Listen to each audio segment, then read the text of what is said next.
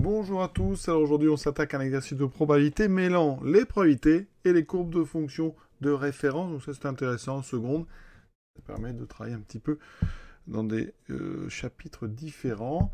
On va ici choisir au hasard un point dans une zone que je vais vous montrer ici, un point dont les coordonnées sont entières, x et y sont des entiers relatifs, donc abscisse et ordonnées sont des entiers relatifs, donc ça peut être négatif, x lui est entre moins 2 et 2, y est entre 0 et 4. Donc, on vous a tracé ici une zone là. Donc, c'est un carré qui va pour x de moins 2 à 2. Et vous voyez, pour y de 0 à 4. Et on va s'intéresser dans cette zone à tous les points à coordonnées entières. On va ensuite s'occuper de trois fonctions. La fonction qui a x associé à 1,5 de x plus 3, c'est une fonction affine, dont la courbe est une droite. Donc, on la tracera. On tracera aussi la courbe de la fonction racine carrée, à son allure, et la courbe de la fonction carré.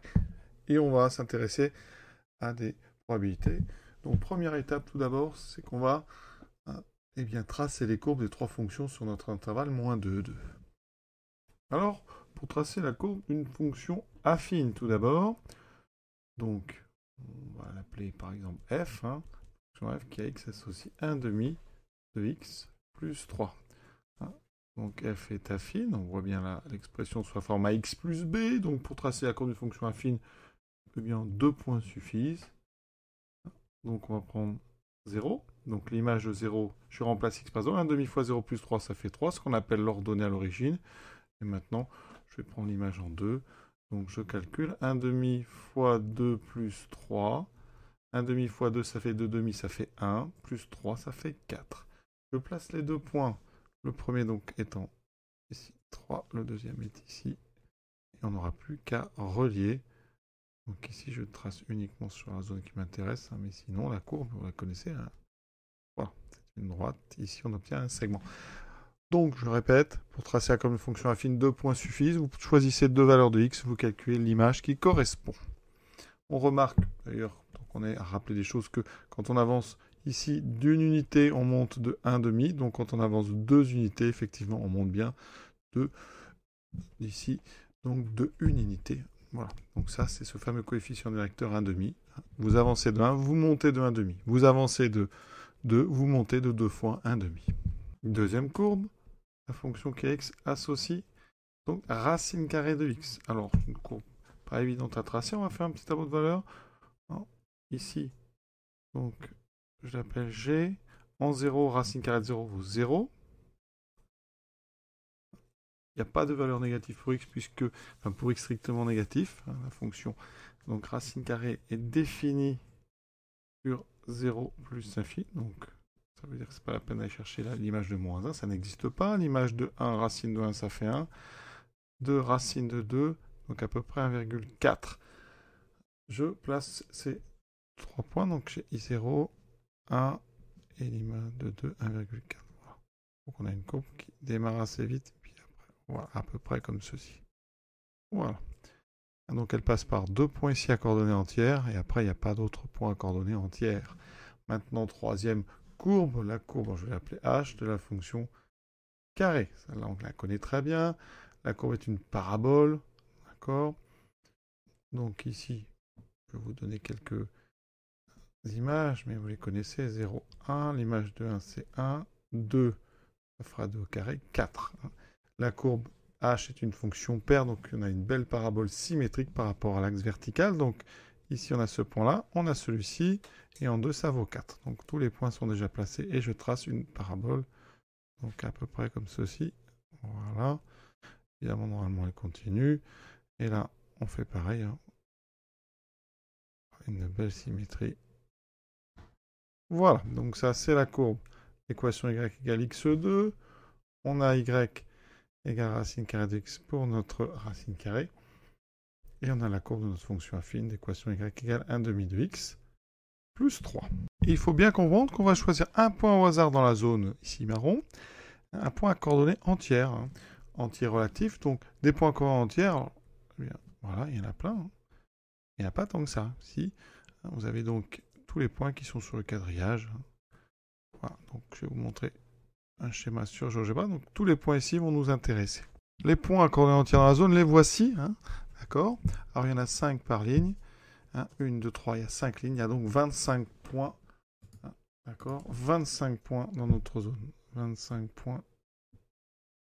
Donc, d'accord, dans la zone. Et il y en a une. Ils sont tous équiprobables. Hein. Vous choisissez un point hasard. Donc, chaque point a une chance sur 25. A une probabilité, en fait, d'1 sur 25 d'être choisi. Donc, maintenant, on va s'intéresser à 3 événements qui font référence aux courbes qu'on a tracées. Et voici les courbes tracées sur GeoGebra. Donc, question 2. Alors, l'événement A, c'est donc le point situé sur la courbe de notre fonction affine. Donc, il faut comprendre que la courbe en bleu, elle passe par combien de points de notre zone? Elle passe par 3 points de la zone. Donc, celui-ci, celui-ci et celui-ci. Donc, si vous choisissez un point parmi les 25 qui existent, on a donc une probabilité de 3 sur 25 de tomber sur un point qui est sur la droite bleue et en même temps dans la zone. Donc, ça veut dire que vous avez vos 25 points rouges. 3 points rouges sur les 25 se trouvent sur la courbe bleue. Vous voyez, c'est très simple. Une fois qu'on a tracé correctement. L'événement B, c'est donc on est sur la courbe de la fonction carré. Quand vous regardez combien de points de notre zone sont à la courbe de la fonction carré, il y a l'origine ici et à celui-ci. Donc on en a 2. Ça veut dire que la probabilité de l'événement B, c'est 2 sur 25. Et maintenant, troisième courbe, la courbe de la fonction carré. Combien de points se trouvent sur cette courbe? Donc celui-ci, point de coordonnées moins 2, 4. Celui-ci, l'origine. Celui-ci et celui-ci. Donc on en a 5 probabilités de tomber donc sur la courbe verte. C'est 5 sur 25. 5 points parmi les 25 se trouvent sur la courbe verte. Maintenant, événements incompatibles. Alors la définition, qu'est-ce que c'est que 2 événements incompatibles? Eh bien, 2 événements A et B sont dits incompatibles s'ils n'ont aucune éventualité en commun. Autrement dit, si l'intersection est vide. Donc il va falloir regarder la probabilité de l'intersection. Quelle est la probabilité que on se trouve à la fois sur la courbe donc de la fonction affine et sur la courbe de la racine carrée. Donc P de A inter B. Est-ce qu'on peut être à la fois sur la courbe rouge et sur la courbe bleue? Oui. Enfin non, pardon. Donc ici la probabilité est nulle. Donc A et B sont incompatibles. Ils ne se produisent jamais en même temps. 2 événements incompatibles ne se réalisent pas en même temps incompatibles. Ensuite, probabilité de A inter C. Autrement dit, je suis sur la courbe bleue et sur la courbe verte. Eh bien, il y a un point commun ici, celui qui est en haut de coordonnées 2, 4. Donc ça, c'est probabilité est 1 sur 25. Elle est donc non nulle, donc l'intersection est non vide. Donc A et B sont compatibles, ils peuvent arriver en même temps. C'est-à-dire que l'intersection n'est pas vide. Voilà, les deux peuvent se réaliser en même temps. Il nous reste P de B inter C. Est-ce qu'on peut être sur la courbe verte et sur la courbe rouge? Et oui, en 2 points. Donc la probabilité sera 2 sur 25. C'est donc quelque chose qui est différent de 0. Donc B et C ne sont pas incompatibles, ils sont donc compatibles. Voilà. Petite question qui permet de rappeler ce que c'est que des événements incompatibles. Hein. D'accord? Donc je répète, événement incompatible, l'intersection est vide. Autrement dit, la probabilité de l'intersection est nulle. Exercice terminé. À très bientôt.